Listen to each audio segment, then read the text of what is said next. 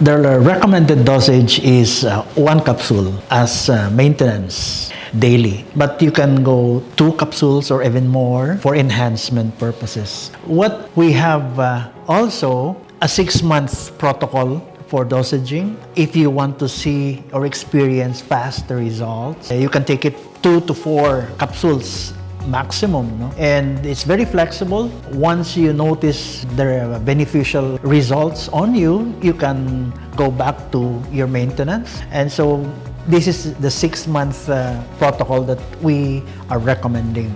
Furthermore, some of you might be having gastritis or acidity problems. Then you can take this at least about 2 hours after your breakfast, after your meal. But if you don't have these problems, then you can take it before meals. What is the target population of Elixir Placenta? As I mentioned earlier, since the age of 35, you lose about 50% of your stem cells. Then we are starting it earlier than 35. Usually adults, 30 to 60 years old and above are our target population. And children, usually they would not need stem cell therapy, DNA therapy, and anti-inflammation because they have enough stem cells at their young age. But on certain cases, on a case-to-case basis, they may be given in cooperation or in consultation with their attending physician.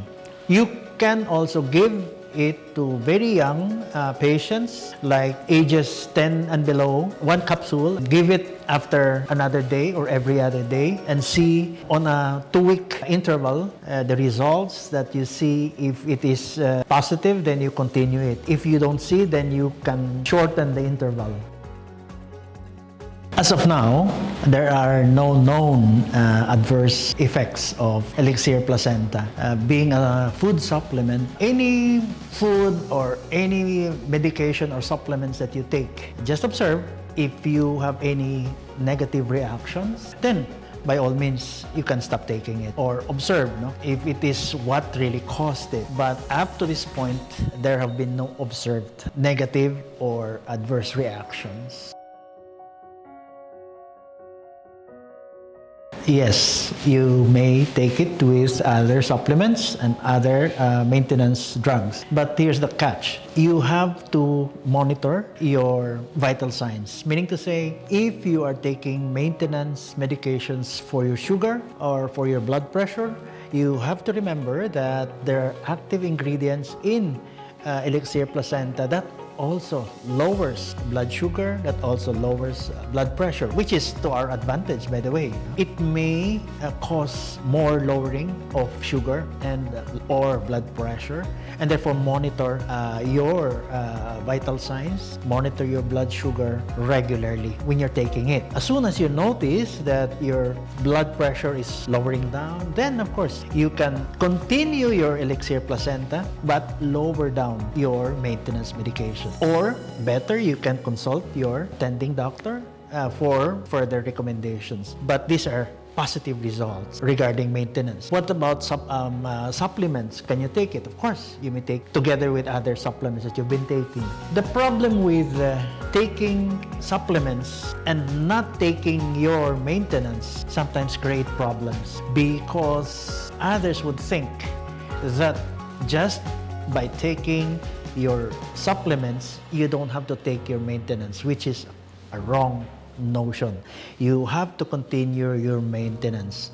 And the proof of your supplement, just like Elixir Placenta, that it's really working is noticing that your blood sugar starts to lower down with the same maintenance, with the same dose of your antihypertensive.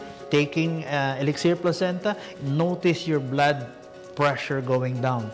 It shows a very positive effect of Elixir Placenta.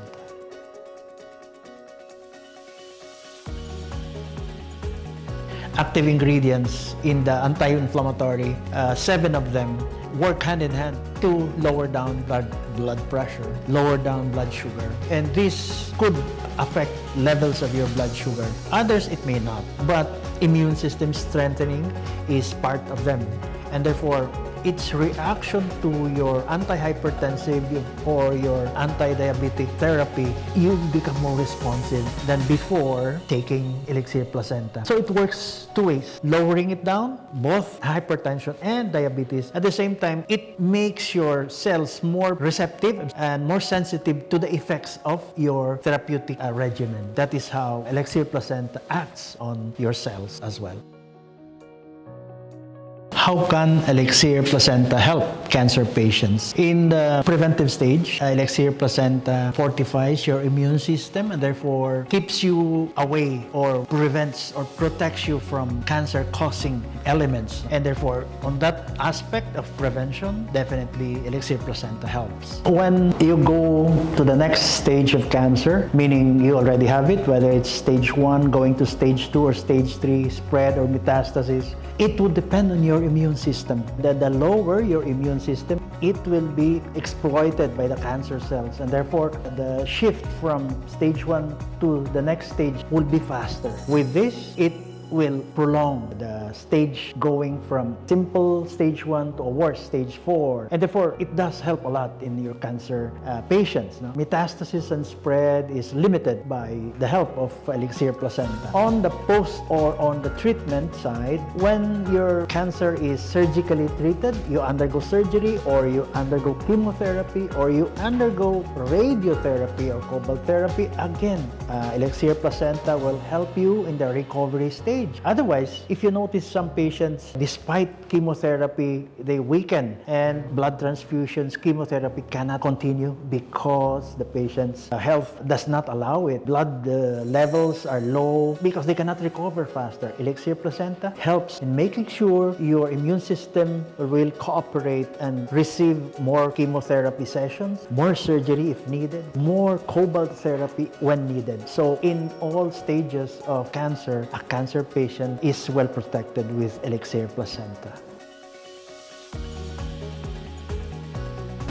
For two reasons, I would not do that. Number one, the active ingredients of Elixir Placenta are preserved in this capsule. It was packed and in a way that the active ingredients withstand any external factors that will affect the potency of the ingredient. So, when you introduce it into your gastrointestinal tract, it can withstand gastric juices because of its coating capsule. And only will the coating of the capsule give out the active ingredients when it reaches the small intestine to be absorbed. When you pierce it, you oxidize the active ingredients and it will not give you the potency 100% that you need for you to get the beneficial effects. So that's the first reason. The second reason is when it reaches pierced, when the active ingredient goes to the gastric juices, it's deactivated, period. So you were not able to get the desired effects. So we would not encourage you to pierce the capsule nor mixed with other supplements or other foods. Of course they can. It's just like taking any supplement. As I said, it's too late for you to take it when you're having the disease. Why wait to have the disease when you can? You may not want to have the disease, would you? So, to strengthen your immune system so you will not get sick, you take it when you don't have any disease at all. It's a supplement. It protects you, it strengthens your immune system so you won't get sick. And if you do, you will not get severe problems, severe complications. And if during the recovery stage, it shortens the recovery stage. So yes, you may take it even when you don't have any illness at all. I categorically answer no, there are none. And of course, you don't have to believe me. This product was sent to SGS, which is a very well-known company worldwide that certifies and examines, tests products if they contain hormones, especially harmful hormones. And true enough, we have certificates to prove that this Elixir Placenta is negative for these hormones. You can see our certificate. The recommendations of the manufacturer states that it should be stored in a place, temperature not exceeding 30 degrees centigrade, and no direct exposure to sunlight or exposure to extremes of temperature. We're doing this to keep the active ingredients intact, as fresh as possible. You see, exposing it to these extremes of temperature or to direct sunlight can shorten the effectivity of the active ingredients. So just following the manufacturer's recommendation will maintain the freshness of the active ingredients of Elixir Placenta, and we get the beneficial effects right away.